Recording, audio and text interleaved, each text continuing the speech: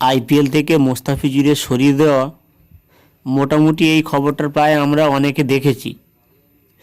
প্রশ্ন যেটি, এই ঘটনার সাথে সাথে পাকিস্তানি ক্রিকেটারদের মতো আইপিএলের দরজা ভবিষ্যতের মতো বন্ধ হয়ে যাচ্ছে না তো বাংলাদেশি ক্রিকেটারদের জন্য?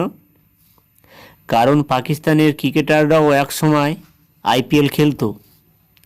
সত্যি বলতে যারা ক্রিকেটকে ভালোবাসে বা খেলাধুলায় ভালোবাসে, তারা কোনো প্লেয়ারকে দেশ দেখে ভালো বলে না, তাদের মাঠের পারফর্ম দেখে তাদের ভালোবাসে।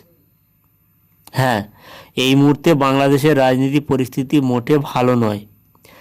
তারা যাদের জন্য স্বাধীনতা পেয়েছে সেটিও তারা মনে রাখে না। হয়তো মোস্তাফিজকে যারা ভালোবাসে তাদের এই সিদ্ধান্ত মেনে নিতে কষ্ট হবে, বিশেষ করে বাংলাদেশি ফ্যানদের।